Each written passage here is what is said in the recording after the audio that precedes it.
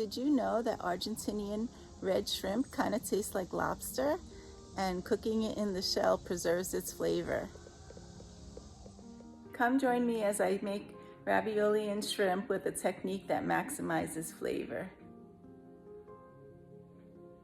I'm going to cut them with a deboning knife straight down the middle. When you see them split like this, they're called grilling shrimp, but they're hard to find. I'm cutting it frozen too, so it's not so slippery. See, this is what it looks like. Now I'm just going to put it in here to defrost.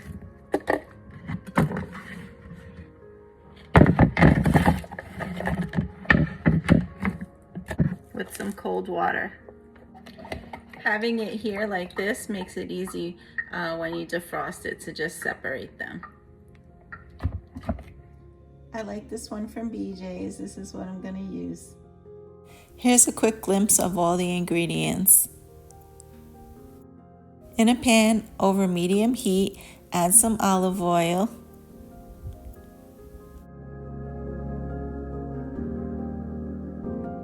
For this recipe, I like to use fresh ravioli and cook it per package directions. Add 2 tablespoons of salted butter for flavor and add a teaspoon of garlic and mix till combined. I just got these silicone spatulas and spoons from TJ Maxx, and I have to say I love them. They clean up nicely.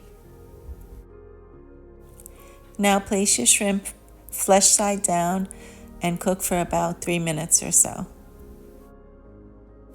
Now add your cooked ravioli.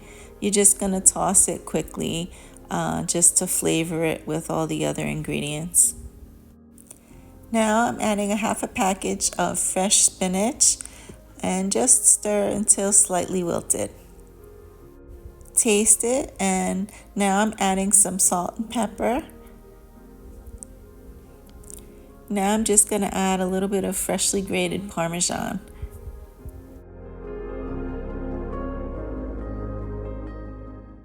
Now I'm just adding a little bit of freeze-dried parsley. That's my new favorite, freeze-dried spices, so that you have just what you need on hand when you need it fresh.